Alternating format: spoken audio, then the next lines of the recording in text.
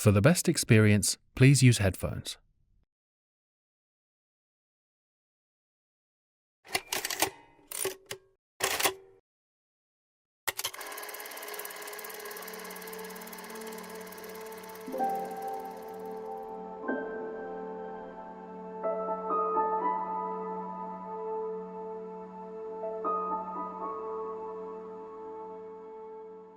Calling all adventurers. I repeat, calling all adventurers.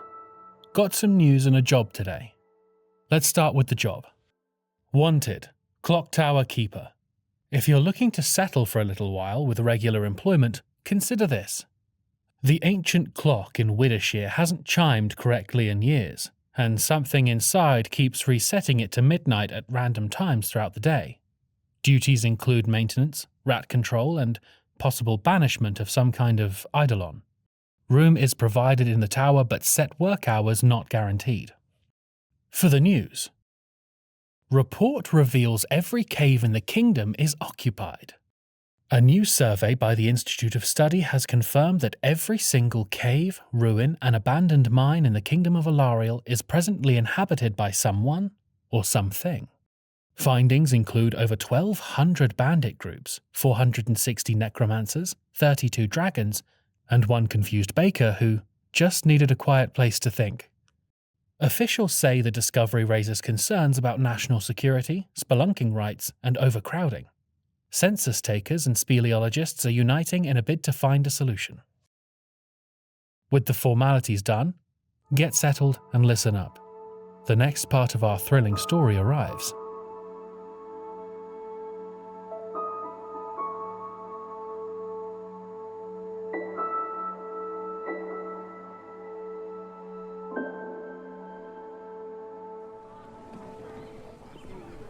The midday sun cast short shadows over the path I walked through the merchant's district. On my way to the written address, I passed fewer shops and more houses, fewer stalls and more parks filled with greenery. Eventually, I arrived. Danton's house. I had found the place. An indistinguishable row house down an unremarkable street, easy to overlook. Sat down the street like a brick in a wall. The 2 stories of pale stone rose in a neat, unbroken line. Wood accents and structural beams decorated the exterior alongside dark shutters drawn half-closed. The arched single front door was painted a deep forest green with an old brass ring knocker. I didn't bother knocking. Pushing the door open, I entered a hallway that revealed his home was only the bottom floor of the 2-story building. Small. But I guess Danton wasn't the type to stay home for long. Would only need a place to crash every now and again between digs. A long wooden hallway stretched out before me. I hurried in and shut the door behind me, closing the space off from the outside world. It was dark, with dim light flooding in through a window from a room in the back. I didn't imagine there was much to gather there, so I passed through it lightly. It didn't show many signs that Danton stayed often, confirming my prior thought. There were 4 doors in the hallway. The first was a small water closet, nothing of note inside. The next was a kitchen, a bit bare bones, with a few pots, pans and utensils. A table, 2 chairs and a rack of mugs on the side. Not crafting any fancy dishes in there, though he did have a few tins of beans on the shelf and I hadn't eaten all day. Nah. Eating the beans from a dead man's pantry felt immoral somehow. The third was a dining room turned study. A larger room filled with shelves heavy with books and papers. Lots of research took place there. It was by far the most lived-in room of them all. It was clear Danton spent lots of time mulling over maps, dig sites and more from that comfy chair sat behind a large wooden dining table repurposed as a desk. A large window was placed against the back wall, which was letting some shaded light in. The last room was the bedroom. Against the left wall was an enormous 4-poster bed, one of the biggest I'd seen. Envy flooded my heart at the sight of it. Thick covers of soft red fabrics, plump pillows filled to the brim with cotton. I couldn't help but touch. So soft. I was sick to death of sleeping on the floor or in bed with my feet sticking out of the bottom while Danton had been fighting for his life inside that cozy monster. I felt the urge, the call to lay down and fall asleep right then. It was legitimately difficult not to write the rest of the day off. But then I remembered Makanazora may still have been out there somewhere, and I pulled myself together. The recovered item can be found under the bed. That's what the sprite said. I leant down and reached underneath. There was something under there. Pulling it free, it revealed itself to be a wooden chest of simple design. No fancy locks or enchantments this time. With an air of ceremony, I moved it in front of me, lifted the latch, and slowly opened the lid. Inside was a thick rectangular block wrapped in cloth. I peeled the wrapping free to see what it held. I thought I'd been shocked enough on this journey, but when I stared right into the cover of another unique metal book, my mind temporarily went blank. Another ancient book? I nearly opened it to check if it was the same type before stopping myself. I was in no mood for a headache. This was worth killing Danton for? Perhaps killing Makana for? Then I thought on it. It was apparently worth killing Aloysius Garrick for. It was worth corrupting the guards of East Hallow, worth it to bring more than one cardinal assassin into the mix, and set a bounty on 2 nobodies who dared even interfere. This told me something important. Ancient artifacts may be more common than we thought, but these books were not. They were so rare, in fact, that they were worth killing for. And we had 2 of them. Something made a noise in the study. Someone must have come through the window. I donned my mask and slid the chest back underneath the bed. I turned and primed myself for whatever it was. There would be a brief moment of confusion when they saw me. That would be all I needed. I waited until a figure appeared through the doorway. Another masked individual, dressed similarly to the thugs in the alleyway. He saw me, as I saw him, but he was too slow. I threw my hand forward, gripping his face and pushing the back of his head through the wooden door. I picked him up with his throat in one hand and his belt in the other. I lifted him above my head and threw him onto the floor. I yield! Heavens, I yield! My boot stopped shy of landing on his back. He had a good sense to stay down. I knelt down and tore off the hood, revealing elven features. Blonde hair, green eyes, and a pale complexion marred by small facial scars. Speak. I'm the owner of this house. I pressed my fingers into his back. Speak truth. I'm here because the boss is pissed. Danton has something he wants. Speak more. The boss knows Danton has been sneaking stuff from the digs. He and the Institute girl are ashes as soon as we catch him. They shouldn't have betrayed us. This is just business. This is how the Rosefists conduct themselves. That's right. And if you know that, you know to back away while you can. The boss can forgive, but he won't be so nice forever. I suggest you leave the city right now and don't come back for a while. Who even are you? I'm a mercenary, obviously. Why are you even bothering with this? Anyone wealthy enough to hire you either knows not to mess with us or is us. Well, that would be because we took the job for free, and I had the feeling we didn't really know who we were up against yet. You're criminals. I'm interfering because it's right to do so. Give me a break, choir boy. Who cares about what's right? Do what's smart and get gone. That conversation had gotten boring. Stepping away from the unconscious thug, I retrieved the book from under the bed and held it for a moment. Was this getting silly? Was I taking on too much? I was a hair's breadth away from getting into a legitimate war with a well-established criminal organization that was also a wealthy noble family. I looked down at the thug once more, and then at the room around me. If I don't fight to prevent or avenge this sort of thing, who will? Danton was dead. Makana may not have been far behind him, and there was no one capable enough or who cared enough to seek justice. I was starting to think it was pointless to question myself or what I was doing too much. I'd just talked myself into continuing anyway. I slung the book into my bag, pushed the chest back under the bed, and left the building the way I came in. Time to see this shop that Harry had loaned us. It was nearby, so it only took me about 20 minutes to find it, but I nearly missed the place. Tucked away at the end of a narrow back alley where only the midday sun could reach, the storefront sat half sunken into the ground, a red brick facade with a short flight of steps leading down to the front door. Once painted rich green, it had since darkened closer to the base wood colour from time and weathering. The windows were clean, but empty, their frames stripped of shutters or signage. The shop front was a blank face staring back at me. Walking down the steps and turning the handle, I attempted to push open the door. Is that you? What kind of question is that? No, I'm actually someone else. Of course it's me. Why is the door locked? All right, you sarky bastard. It's not locked. You just have to jiggle the handle a bit. Walking inside, I finally saw the interior. It was a bare little room, rectangular and modest, possessing worn floorboards and walls stripped of shelves and counters. Dust lingered in the corners, though the timber-scented air felt dry and clean. A narrow door at the back led me through to a space holding a large rectangular table surrounded by 4 sturdy chairs made of the same wood. Near the back was a kitchenette with a simple stove. Val stood next to the table, having removed most of the items from her bag onto her new makeshift desk. This was a place to find some quiet, to rest, and to plan. You didn't get stabbed?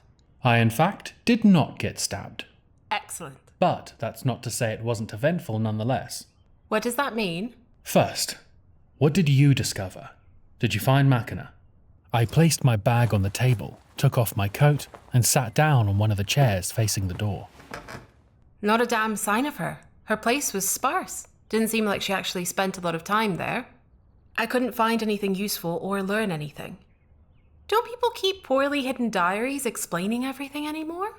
You'll be pleased to learn I had better luck. Oh? I pulled out the metal book from the bag, placed it carefully on a clear space on the table, and Val snatched it up quickly. Is that what I think it is? She unwrapped it and stared at the front cover. It was under his bed. Turns out there are some nobles who are very interested in recovering it. The Rose Fists are the family Danton had been working for. I met with his colleague who was being assaulted in an alleyway. He gave me Danton's house key and filled me in on some of the info we've been missing. Do elaborate. So, Danton was some kind of archaeologist who'd been privately contracted by the Rose Fists to hunt for ancient artifacts and to hand over whatever he recovered to them. He'd been supplying Machina's aura on the side with spare bits he found, which is pretty much the only thing that connects her to this. That said, the Rose Fists weren't too keen on him pawning their loot, so she got put on the hit list alongside him. Did the colleague tell you this? No. Someone I have good cause to believe is a Rose Fist minion told me. He confirmed that this noble family are closer to a criminal organization that has its claws in the city. He confirmed it. Where did you hear it first elsewhere? Aha, well, I also met a woman on the way to Danton's house. A Cambion. You met a woman? Well, as long as she makes you happy. Not like that. At least I don't think so. Anyway, she was following Danton until he died. She works for some other organization that are at odds with the Rose Fists. Another criminal organization? I don't know. I should have checked, but probably. I accidentally spilled the beans that we thought Danton blew himself up, and she told me about his connection to the nobles. Right, so let's summarize. On your way to Danton's place, you met a potential criminal agent who you traded information with. Then you saved one of Danton's colleagues from ruffians in a back alley where you got some information from them. Then you inspected his house and discovered this book. Oh, I didn't talk to the thugs in the alley. The minion I got the confirmation from was breaking into Danton's house shortly after I got there. I'll be honest, I'm not super thrilled about the increasing number of people getting involved in all this. They are each elements we can't fully account for. Did you happen to check the book's contents? No, I didn't. I assumed it was just going to give me a headache, so I didn't bother. Well, I think we should check. Just in case. Okay, let's do it. I stood up and moved next to Val as she unlatched the book. Glancing at me, she nodded in preparation and opened it.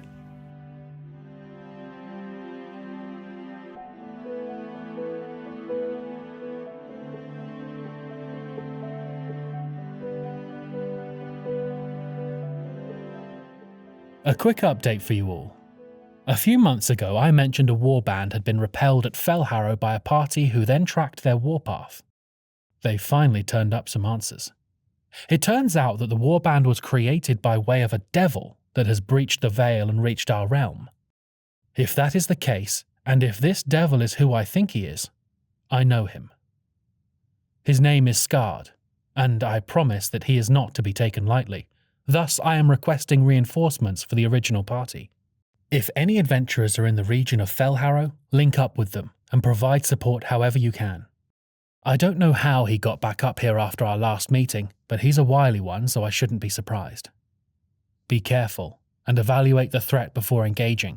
Don't let his wit disarm you. He's brutal. Keep me informed. Till we hear back, let's return to the story.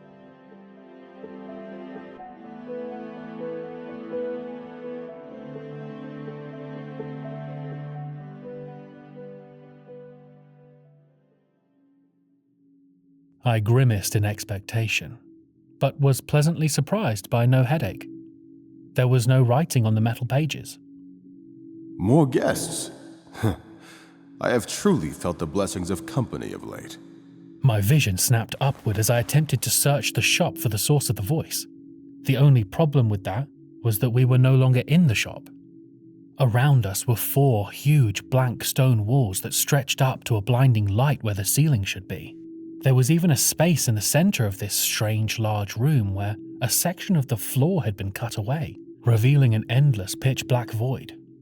Seemingly floating above the void, level with us, was some kind of cubic glass chamber with edges and corners made from that now familiar but still strange metal. Inside the box was an ornate wooden chair. Sat relaxed on the chair was what appeared to be a human. No, elf. Half-elf? No, none of those. I couldn't tell what he was. Long black hair fell over half of his chiseled countenance past his collarbone. He wore a double-breasted purple coat that reached below his knee. It was cinched at the waist with a thick leather belt also holding an ornate short sword. One of his sleeves had been rolled up to reveal defined forearms bearing bizarre tattoos. Underneath his frock, he wore dark trousers and boots. Yes, over here. Val and I looked at each other, unable to truly understand what we were seeing. Where are we? You haven't really gone anywhere. You're sort of still where you were, but you shifted to the left slightly from your original cosmological placement. Huh? Okay, so someone took space and folded it in on itself, creating a kind of pocket realm. Still a part of the main realm, but beholden to its own unique laws and definitions. Powerful and precise magic is required, so I'm not surprised you haven't seen it before. Recently heard words flashed through my mind. The sprite said if I beheld the book's contents, beware of what we learn from it. Was he warning us about this man? I glanced to Val to see if what he was saying was true or had any basis in magic. She gave a knowing look in return, confirming that it was indeed possible. Carefully we approached. The closer we got, the clearer I could see him. His irises were a deep, rich purple, nearly the same shade as his coat. What are you? I am the sole captive of this liminal prison, and you are the second and third guests I've had in the last week. That's more than I've seen in a while. Was the first Danton? Indeed. A pleasant little fellow, though it appeared he was having a tough time. But I sense that something has happened to him. He died a few hours ago. How could you sense that? I have a great number of skills that may elude those of a more mortal disposition. Still, it's a shame about the sprite, as he seemed kind and fiercely intelligent. A waste of a brilliant mind. Wait, what do you mean, mortal disposition? How long have you been locked up in here? Well, it's been closer to 10,000 years than 5. That's impossible. You should be long dead of old age, starvation, dehydration, lack of air, or even boredom. Take your pick. No species lasts that long. Again, those are mortal complaints. If not mortal, why are you mortal-shaped? What are you? Right now, I am nothing more than an unwarranted prisoner. Right. Just like a prisoner to say they're innocent. Valuin, you know better than to say everyone who finds themselves in a cage is deserving of it. You know of me. The man grinned the most unnatural of grins. It wasn't filled with wickedness or hatred, but something more complicated and, at the same time, simple. The wonders of chance. I know of everyone who has ever hoped for the unimaginable to occur. A silent prayer to forces beyond anyone's control. The wonders of chance. Nearly 10,000 years locked in a box, and he hadn't died or gone mad. In fact, he seemed as in control of himself as anyone could possibly be. I pondered that impossibility. For something to manage those feats, they would need the power of a god. I feel stupid just suggesting this, but are you Monos, the lost god of trickery? Trickery? I suppose that is how they would have the mortals remember me. You are close, but in truth, I am Monos, the found god of chaos. At your service. He gave a deep and elegant bow, lowering his head to near his waist. God of chaos? That can't be. Can it not? I have been near forgotten by mortals. My church is abandoned, my name scrubbed from history. But I still live in the hearts of all those who believe that they do not and should not hold dominion over all. My mind went back to reading about the gods as a child. All-powerful, immortal beings who held absolute hegemony over their unique domains. Why do you just look like a normal guy? I expected you to be, I don't know, at least a little bigger, taller than me, maybe. This form is easier to have a conversation with. You would likely struggle to focus if I reverted to the swirling haze of infinite possibility that is my true visage. Monos. If you are who you say you are, then why were you locked away? Legend says you betrayed the others in a bid for power. Harsh and largely untrue. Largely? I did not betray them in the traditional sense. How did they even catch something like you and stuff you into a book? There were many of them, and only one of me. But I suppose you'll want to know the details. I'll explain, provided you give serious consideration to letting me out. Okay, but be thorough and don't lie. Roughly 10,000 years ago, this realm was ruled by an advanced and ancient race. They would often find other creatures using technology that allowed them to open gates to other realms. There are other realms? Well, yes. We know about 3 of them. Empyrean, otherwise known as the Heavens, this realm that we currently inhabit, and the Hells, where demons originate from. But you're telling us that there's more. Many more. Most of the races found here came from somewhere else. Elves, humans, orcs, giants, and more. Even dark elves come from a different place than elves like you, Valuin. None of you are native to this place. This was, as you can all imagine, groundbreaking knowledge to learn at the time. However common the knowledge is now. And I'm certainly not saying Val and I were the first people to learn it, but we had just entered a very exclusive club to be sure. This ancient race, they were not kind to your peoples. They did unspeakable things, made slaves of you, experimented on you, changed you. You, elf, look very different from your distant ancestor. Your ears are smaller, sharper. Your skin no longer has the translucence it once did. I'm sure you've seen old drawings of your kind. Did they not bear what you considered exaggerated characteristics? Recognition flooded Val's face. A connection had been made in her mind, lending credence to what this being was saying. I didn't have the wealth of historical knowledge that Val had, so although I recognized the importance of the discovery, it didn't hold the same power over me. Each species was a far cry from the forms you all now possess. They changed you on a level I can scarcely describe, introducing biological markers that prevented you from reading their language.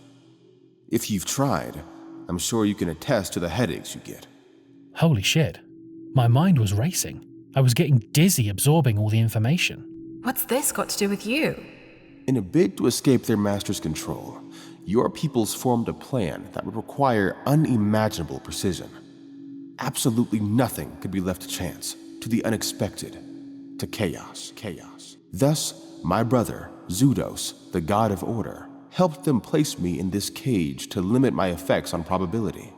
Suddenly, the margin for error drastically decreased, and I assumed their plan went off without a hitch. Yet, at the same time, I don't even know what the plan was. I was forced to cash out before it started. Sounds like they were justified in their reasoning. You say to the prisoner, while I am told my brother is now the sovereign deity of the entire Devos Dominion. In all honesty, however much I disapprove of being locked up to begin with, I struggle to fault their logic. I would have understood putting me away until the deed was done, but they perhaps got a little too used to the comforts of predictability. I am long overdue release, so how about it?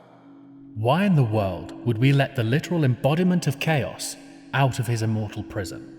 Because you have need of me. All of you do. I see you believe chaos to be a bad thing, but I would question your thinking. Just like the immutable fist of order is not inherently good, the maelstrom of chaos is not inherently evil. It is change, and not all change is bad. Look at your world and tell me true. Are there not people who utilize order and control for wickedness?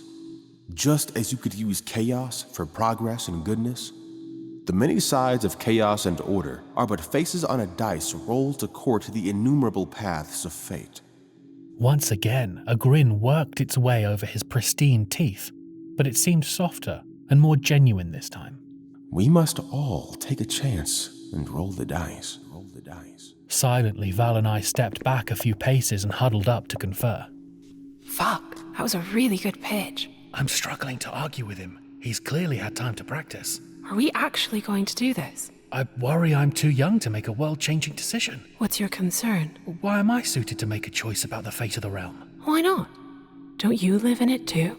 Another point too well aimed to riposte. Oh, damn, okay. I think we're doing this. We retraced our steps back to the cage. Okay. If we'll let you out, what's gonna happen? I plan to return to my own sphere of Empyrean and reclaim it. I shall be gone for a little while, but the effects of my release will be felt immediately. Additionally, should you let me out, I will answer 2 more questions and provide each of you with gifts as thanks. We thought on it a few moments longer before nodding in agreement and edging toward a lever on the side of the cube. Together? Together.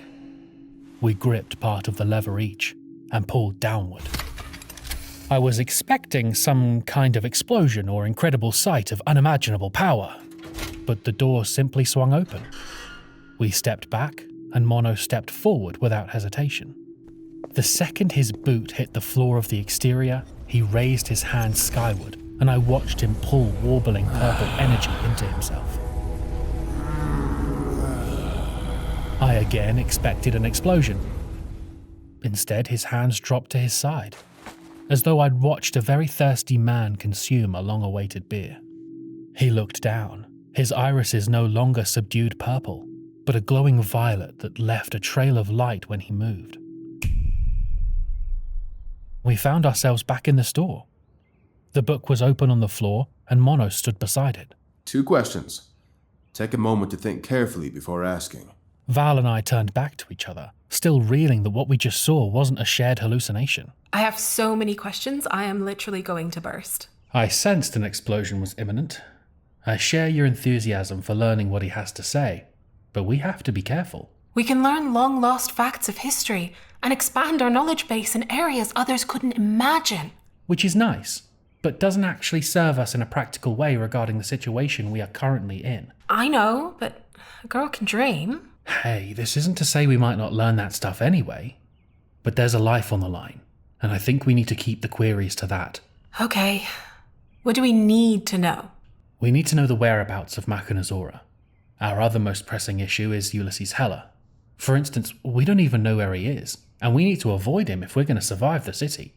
He could sense Danton, so maybe he could sense them. That sound. We are searching for an individual known as Makanazora. Are you able to determine her location? Leaning his head back slightly, it looked as though he was listening to the air for a few moments.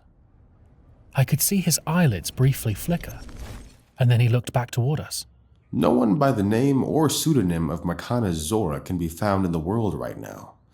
She quite literally does not exist, dead or alive. What? We've seen evidence of her. People know her. How can that be? Is that your next question? I quickly shut up and shook my head. That was not the answer we were hoping for. I guessed we'd pursue that on our own. Where is Ulysses Heller? Again, he leant back for a moment, but didn't take anywhere near as long to search this time before looking back down. Ulysses Heller is currently enjoying a long rest in the forests north of Ardros. Okay, that was welcome news. He was nowhere near us, and it would take weeks to get to Sistia if he decided to visit. Val and I relaxed a bit, knowing we could operate in the city without fear of encountering the man. Although it was confusing and had opened up 1,000 more questions, we had still learned something from all of it. You mentioned gifts. Monos raised his hand up, pulling in that purple energy again. I watched as he pulled his hand down, revealing something hovering over his palm. It held the vague shape of a gambling die, but was not made of bone. Instead, it was formed of dark smoke and ethereal edges of purple light. I observed a kaleidoscopic, ever-fluctuating array of numberless, tessellating faces. This is a chaos die. It holds enormous and unpredictable power, and you're free to use it whenever you wish, but you cannot determine what it will do. It may manifest a loyal unicorn to be your steed, or it may make every pencil in a mile radius sentient. It could permanently turn your skin blue or erase the memory of every ant in the city. Some effects could be useful, and some could spell disaster. That is so dangerous. Why would you give us this? I'm giving you 3 each. What? What an insane amount of uncontrollable power. Why would we ever use them if they could outright kill us? That is one of the few things they will never do. They will never outright, purposefully kill the wielder, and they cannot bring anyone back from the dead.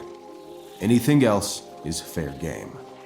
Still, they're too unpredictable. And there will come a time when you will need that. And even if you do not need to, it could be interesting to see what happens. Take a chance and roll the dice.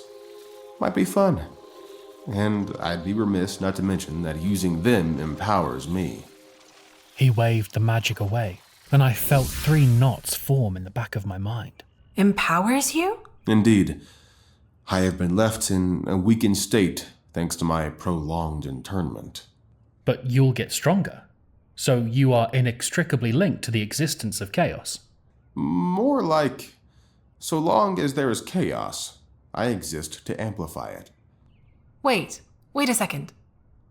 You exist secondarily to it. You're a manifestant.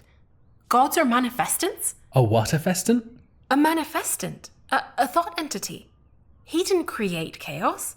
Our collective consciousnesses created him to personify a natural force that already existed. That's correct. I am a god, but a god with a lowercase g, if that makes any sense. The uppercase god is the real deal. Wait, what? Uppercase? Best of luck on your journeys, my friends. What does that mean? You can't just... With a snap of his fingers, he disappeared again, leaving us alone in the room in a state of utter shock and disbelief. The door opened, and in walked Harrington. I need to have that blasted handle fixed. Ah, good, you're both here. I have... Goodness, what happened to you two? You look as though a tempest strolled through. No storm giants here. Rather something a bit bigger. Val and I made a silent agreement there to keep the recent events to ourselves until we'd had some time to discuss it. We've made a few discoveries regarding an investigation that provided more questions than we thought possible. But we will find our truths in due time.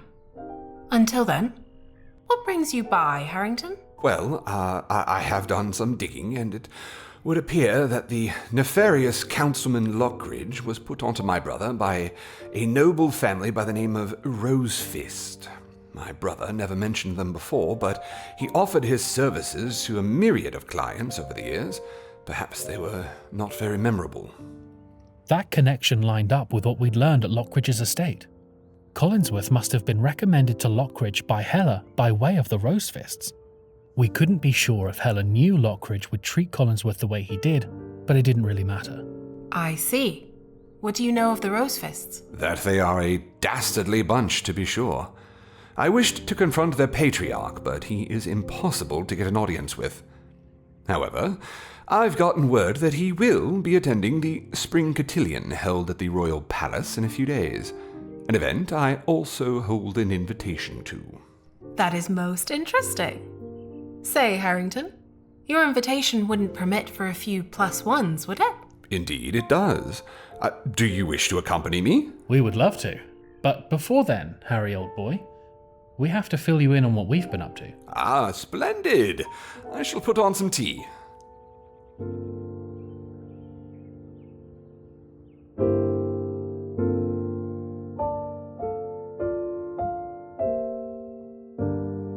I know, right? That was a heavy day for certain. That knowledge of the ancients and the gods is somewhat commonplace these days. Val has worked pretty hard over the years to ensure that everything we learned over our journey came to light. She has not, however, gone and told the whole story like this, incriminating details and all. Releasing Monos was likely one of the most dangerous things anyone has ever and will ever do. I won't deny that we got very lucky and that he was reasonable and level-headed. Still don't know what he meant about uppercase God. Maybe I never will. But stars know I've got a bit of time to try and figure it all out.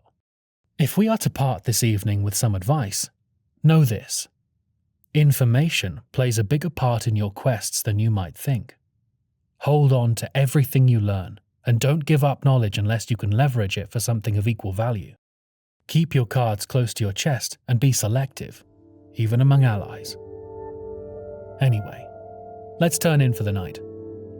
Rest well, adventurers, and good hunting.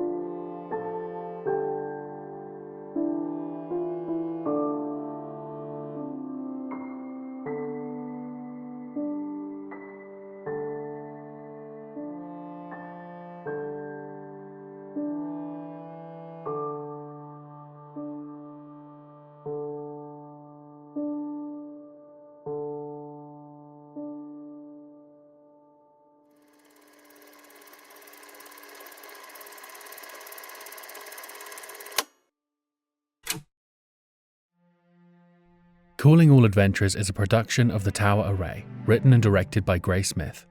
The host is played by Gray Smith. Valuin Emmaris is played by Ivy Smith. Harrington Mulbrand is played by Carl Bonebright. Monos is played by Jonathan Rowe. You can find out more about the show at thetowerarray.com.